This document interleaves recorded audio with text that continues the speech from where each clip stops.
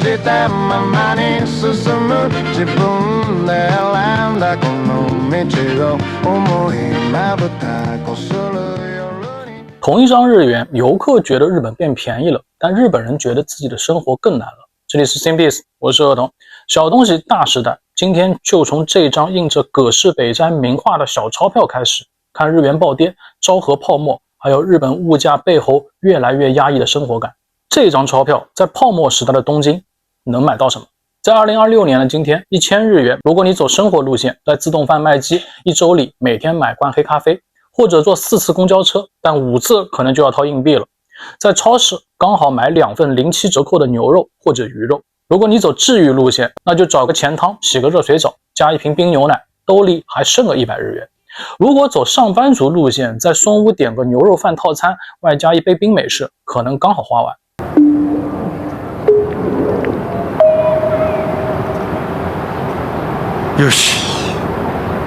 如果你非要到六本木要装一下，那就也就一杯咖啡的事儿了。问题来了，同一张钞票2026年买的是刚需和便利，那如果放回泡沫80年代能买到啥？答案是一个普通人的快乐。2026年资本市场都在做一件很简单的事儿，卖日元买美元。面上的原因也简单，债务问题、能源进口，还有强势的美日利差。日元前2周一度到了 162.8， 86年以来最差水平。但此一时彼一时，那时候制造业们回的款也是真金白银，到现在150都成了过去式，160才是新战场。其实一个国家的经济变化不在郑和那套声明里，也不在汇率表或者 K 线图上，它在老百姓的钱包里和那张越来越不经花的纸币上。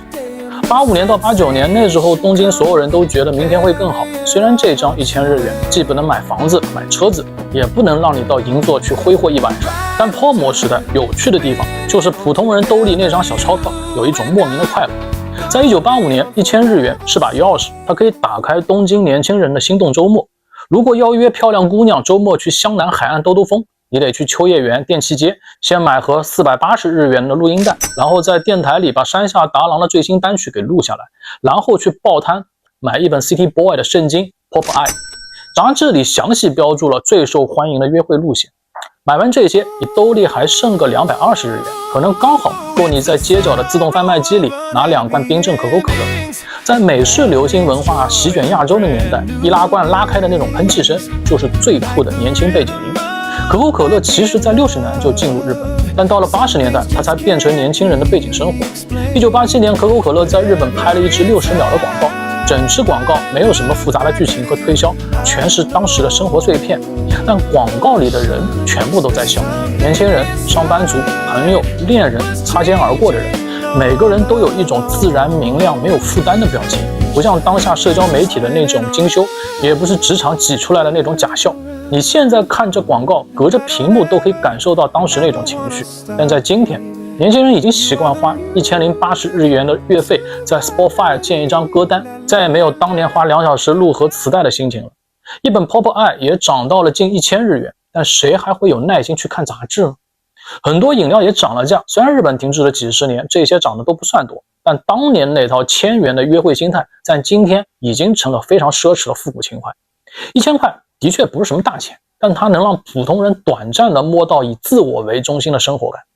所以现在这张1000日元在游客手里是折扣券，但在日本人的钱包里简直就是压力测试。你回头看80年代那2罐可口可乐，就会明白，就算你没发财，你也可以带着广告里的笑，可以开车去湘南，可以听自己录的磁带，也可以在自动贩卖机里买2罐冰镇可乐。因为这一刻你是开心的，因为你相信这一切只是开始。为了找回这1000日元的快乐，现在的日本政府也花了10几兆的巨资，但目前还没有看到什么效果。如果说只看美元对日元，70年代有一段时间会更低，但如果把通胀、贸易和购买力一起算进去，现在的日元其实在泥潭已经无法自拔。过去30年的低利率、低成长、高债务这种模式，终究把自己搞残了。只要基准利率往上提，要支付的债务利息可能就会变成天文数字，打爆财政，引发失业潮。所以只能选择献祭这1000日元的暴跌来充当经济缓冲的护盾，代价是要让每个家庭背后的职场男性来买单。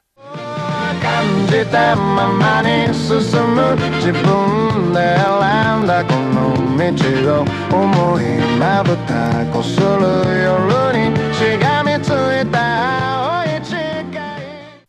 在80年代，这张1000日元还是能带来一个快乐周末的。星期天，职场的男人们脱掉西装，开着丰田，带孩子们去郊外的家庭餐厅，就是当时挂着橙色小鸟招牌的 Skylark， 这是当时中产家庭的标准模板。在这里为孩子们点一份有滋滋声的汉堡肉排套餐，当时在他们眼里这是幸福生活的代名词，再加上一杯无限续杯的红茶和一份威化饼干的巧克力 buffet， 总共花费800日元。当小孩子们在吃东西的时候，父亲还可以用找回来的200日元顺手买包七星香烟，然后直接在餐桌旁点上。那时候公共场地还没有禁烟标志，人人都在吞云吐雾里谈论着股票啊、出境游。到现在同样的家庭餐厅里，一份肉排汉堡、饮料和甜品，有些单人消费可能已经突破了1500日元，但简单的快乐其实已经没有了。那包只要200日元的七星香烟也涨了3倍，吞云吐雾的悠闲也没有了。当年1000元的快乐周末，现在只够一个中年人在便利店买包烟，再配上一听罐装啤酒，独自在后巷消愁。巧合的是2026年，一部高人气漫画改编的动漫新番在全球爆火，躲在超市后门抽烟的两人。おじさん、こっちこっち。讲的是可怜的中年社畜佐佐木和一位超市年轻女店员田山，两个人通过一起抽烟互相治愈。简单到离谱的剧情为什么会火？因为这一番不仅反映了当下压抑的日本社会和经济现状，还有真实身份的映射，年轻人的零工，中年社畜的崩溃和那份无比简单的快乐。这里没有宏大的叙事和复杂的世界观，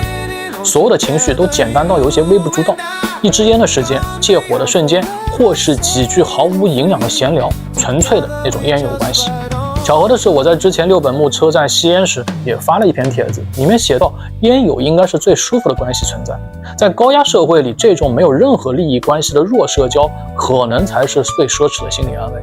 吸完烟以后，最好的放松就是找个钱汤洗个澡。当时在1985年，成人预费是260日元，到了88年涨了20日元，是280日元，1000日元能洗3次，还有零钱。对于一个普通上班族或者备考的学生来说，澡堂是城市里有烟火气的人间休息站。下班之后花几百泡个热水澡，站在浮世绘的壁画下，一边用毛巾搭在头上，一边喝上一瓶冰牛奶，身边全是刚刚从工厂啊、办公室、学校回来那些人。那个时候1000日元还是能让你感受到人间烟火的。洗完热水澡，浑身冒着热气走出钱汤，这时候最期待的就是在门口小卖部的冰柜里再拿一支冰棒。到这里你可能会觉得物价涨个几百日元不过是少抽包烟、少喝杯咖啡的事儿，但在日本这个社会，物价的变动有时候沉重的就像一场道德审判。这里不得不提到日本商业史上，甚至是全球互联网上最荒诞但也最真实的一个画面。这个小东西把昭和快乐、平成停滞、令和涨价全部串了起来，那就是日本国民冰棒咖喱咖喱君。1981年，这个蓝色包装看起来有点傻的日本国民冰棒发售只卖50日元。对80年代的小孩来说，这不是什么高级甜品，那就是放学路上的一个小的奖励。考得好买一根，天气热了买一根，兜里有硬币也买一根。咖喱咖喱君已经便宜到变成了当时的一种信仰。1991年，它从50日元涨到了60日元，10年里只涨了10日元。但这一年很微妙，泡沫刚刚破掉，日本开始进入了冰河停滞期。但夸张的是，它从平成91年到令和的2016年，整整25年，这根冰棒都停在60日元。这25年里，日本经历了银行危机、就业冰河、低工资、低物价，很多东西全部都变了。但这根冰棒还是60日元。直到2016年，赤城乳业终于宣布，咖喱咖喱君要从60涨到70，还是只涨10日元。于是全国各大电视台播放了一档非常诡异的广告，画面里没有产品，也没有欢笑，只有社长井上创太带着全体高管整齐地站成一排，面色沉重，还配着哀悼一样的音乐，对着镜头弯腰90度对全国消费者进行鞠躬道歉。他们道歉的原因荒诞的也像个冷笑话，就是因为这冰棒要涨价10日元。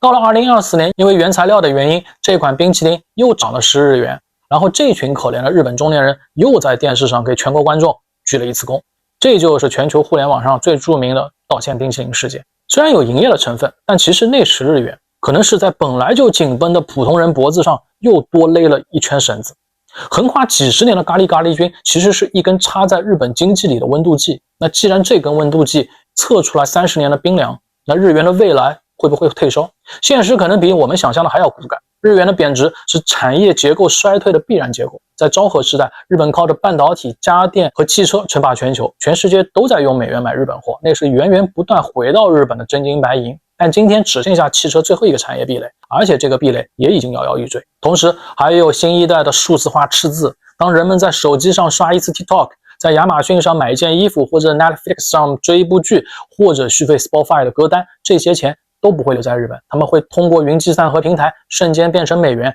流向硅谷。2023年，日本的数字化赤字高达 5.5 兆日元，这等于每一个普通人把手里的日元换成了美元，送给了硅谷的科技巨头。就算美日利差有收窄，只要没有数字时代的定价权，日元还是会被持续抽血，无法逆转。但普通人真正面对的问题是，就算汇率回去，这张1000日元还能不能买回那种轻松的生活感？我们开头提到的那张新版钞票，上面印着葛饰北斋的名作《神奈川冲浪里》，这幅画就像当代日本最精妙的隐喻。蓝色巨浪是全球金融风暴，是美联储利息，是日本央行无解的债务。那座远在天边一丢丢大的富士山，就像现在无能为力的政府和政客。几只在巨浪里随波逐流的小船，就是躲在超市后门抽烟的佐佐木，是为了10日元在电视上鞠躬的社长，还有在家里看着账单叹气的父亲。所有普通人在这场大时代的狂风暴雨里，抓着手里所剩无几、微不足道那几张纸币，努力不让生活沉下去。日元在跌，时代在变，每个人都会经历。这是 Simbiz， 我是儿童，我们下期见。